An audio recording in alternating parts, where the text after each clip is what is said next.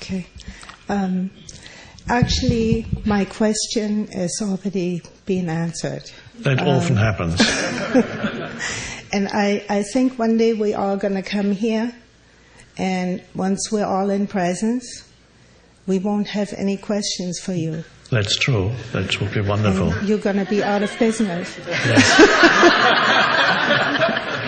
Yes, that would be wonderful. So, actually, my question was, could you elaborate on ego versus healthy self-esteem? Ah, yes.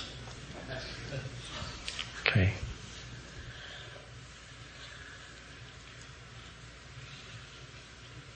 Eventually, what you call healthy self-esteem, which is a wonderful thing, eventually that is not enough. And as a human being evolves, that healthy self-esteem is no longer satisfying as you grow older and is transcended. And what takes its place is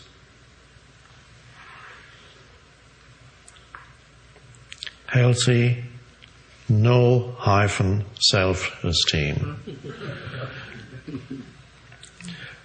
The self-esteem, of course, means that you are reasonably satisfied with who you are as a person and the achievements of the person, what the person can do, or what the person knows,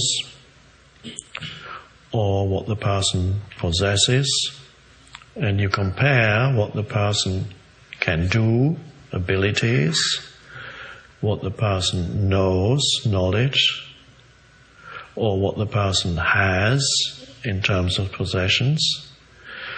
You compare that with others, and you come out favorably.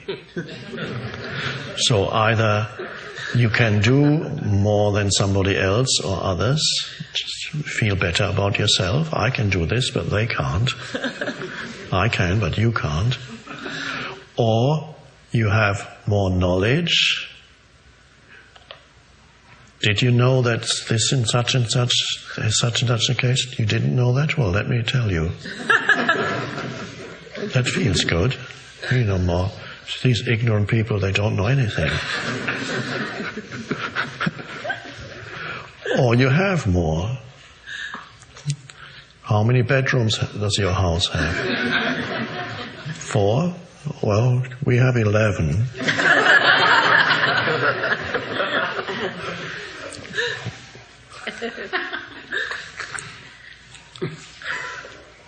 Do you have an advanced degree? No? I have 2 PhDs. And that's fine it starts with a child already. It says, look what I can do. I can jump further than you. And that for the child it's fine. There's no point in telling a child, don't do that, because your ego is arising. No, the child has to go through that. And it is better to have healthy self-esteem, as you describe it, as it's usually described, than extremely low self-esteem. I'm no good. Everybody's better than me. I have nothing. Life has treated me unfairly. There's a self-image there also, as there is a self-image in healthy self-esteem. One, of course, is much nicer than the other. It's more pleasant to live with healthy self-esteem than with a low self-esteem, or unhealthy self-esteem, one could call it. But they're both identification with some kind of form. And you compare the form of who I am with the form of others, and you are better, at least in one area, you must be. And that's satisfying, but you're trapped in form, and you're depending on, for your sense of value or worthiness, you're depending on, ultimately, to put it bluntly, others who have less or know less or can do less than you.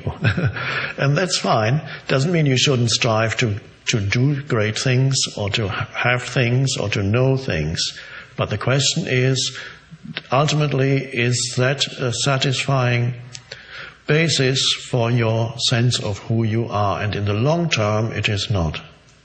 It is not satisfying. That is why people who are maybe very happy with what they possess, after a while, there's an emptiness that comes, not the spiritual emptiness, a sense of emptiness of what's it all about.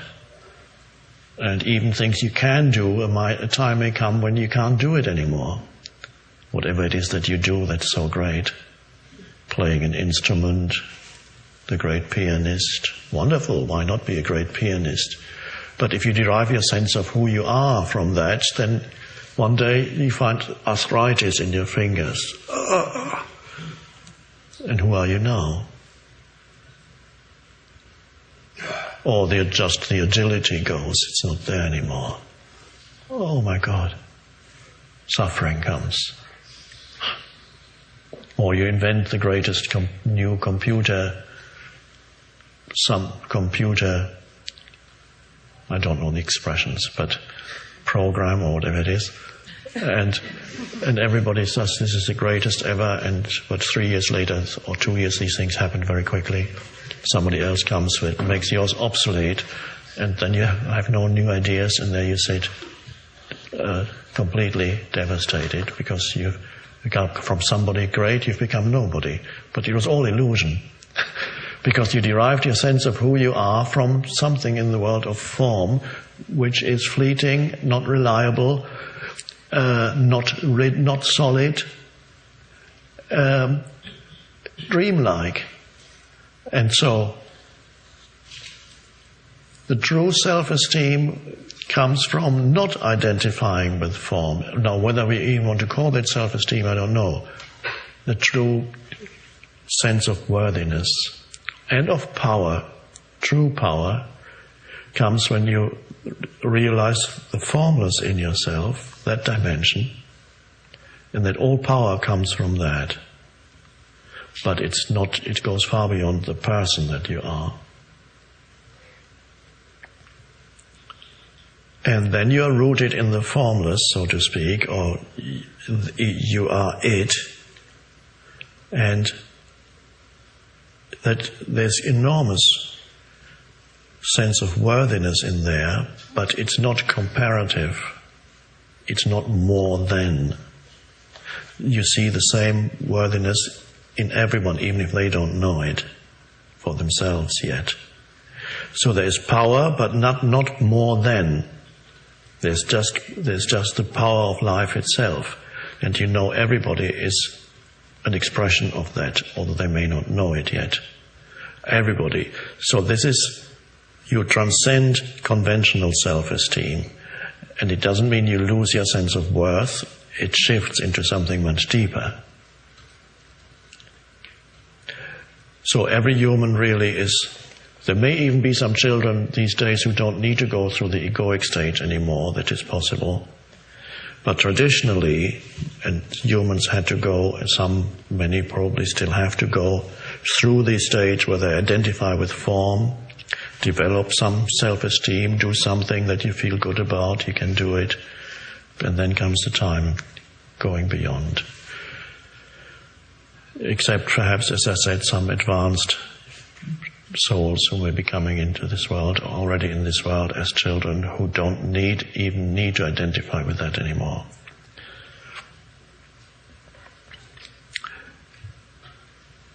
A question that comes from there also is, if a person has low self-esteem, in other words, a mental image of not good enough, then does that person have to go through the stage of healthy self-esteem before they can transcend it altogether?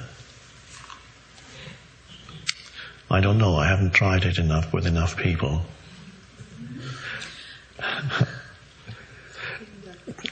It may well be that the unhealthy self-esteem, if it leads to a state of suffering, great suffering, you may be able to, with the help of a teacher, go from there to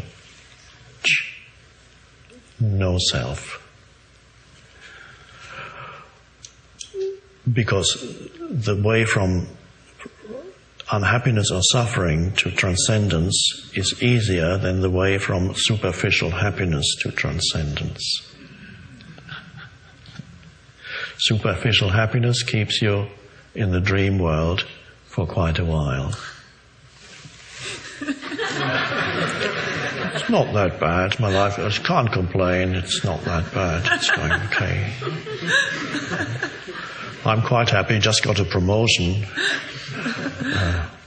I'm so happy. I just got my annual bonus from my Wall Street bank. Great. I'm doing great. Yeah.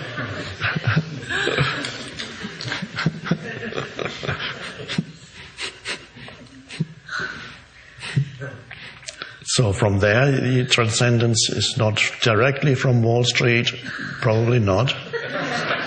But if you go from Wall Street to prison, then